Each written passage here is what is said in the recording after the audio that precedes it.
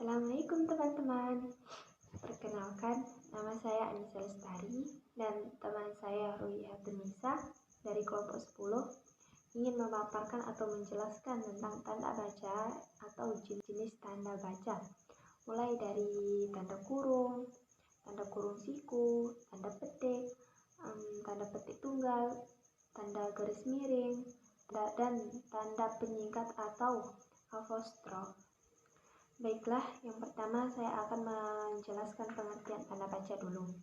Tanda baca yaitu simbol dalam bahasa.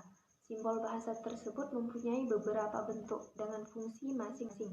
Suatu kalimat tidak lengkap jika tidak ada tanda bacanya.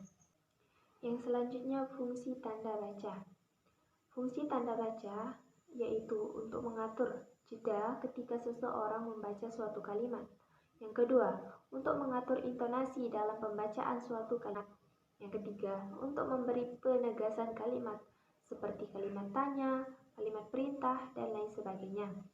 Yang keempat, untuk menggambarkan struktur kata atau kalimat yang ada di dalam sebuah tulisan. Yang kelima, untuk menunjukkan tata kata yang ada di dalam suatu tulisan. Selanjutnya, ada jenis-jenis tanda baca. Yang pertama, tanda kurung. Pemakaian tanda kurung yakni mengapit tambahan keterangan atau penjelasan, yaitu mengapit keterangan atau penjelasan yang bukan integral pokok pembicaraan. Untuk mengapit angka atau huruf yang merinci suatu urutan keterangan, dan juga mengapit huruf atau kata yang kehadirannya di dalam teks dapat dihilangkan. Contoh penggunaan tanda kurung yaitu dilaksanakan sesuai dengan GBHN dalam kurung garis besar haluan negara. Yang kedua, tanda kurung siku. Tanda kurung siku dipakai mengapit huruf, kata, atau kelompok kata sebagai koreksi atau tambahan pada kalimat atau bagian kalimat yang ditulis orang lain. Umumnya, tanda ini dipakai untuk menyatakan bahwa terdapat kesalahan dalam naskah asli dan juga mengapit keterangan dalam kalimat penjelas yang telah bertanda kurung. Contoh penggunaan tanda kurung siku yaitu perbedaan kedua proses ini atau persamaannya dibicarakan dalam bab 2. Dalam tanda kurung siku, lihat halaman 30-35. Perlu diceritakan kembali di sini. Tanda baca yang selanjutnya akan dijelaskan oleh teman kita, Ruhiatun Nisa. Baik, saya akan melanjutkan dari Anissa Lestari.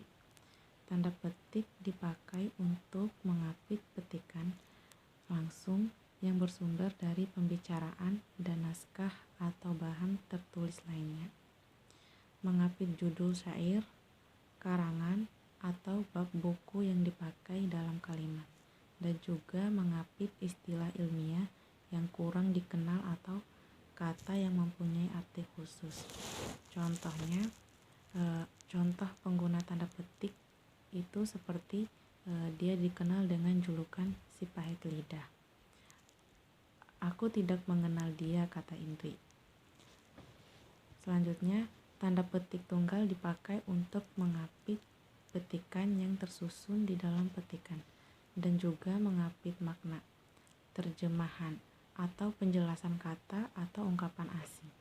Contoh pengguna tanda petik tunggal seperti tok tok tok, pintunya sudah diketuk tapi tidak ada orang yang membuka, dan beautiful berarti cantik. Selanjutnya, tanda garis miring dipakai dalam nomor surat, nomor pada kalimat, dan penandaan masa 1 tahun yang terbagi dalam 2 tahun. 2 tahun takwim dan juga sebagai pengganti kata atau dan tiap. Contohnya, motor itu melaju kecepatan 100 km per jam. Selanjutnya, tanda penyingkat atau apostrof. Secara umum, tanda penyingkat dipakai untuk menggambarkan penghilang bagian kata atau bagian angka tahun. Contohnya,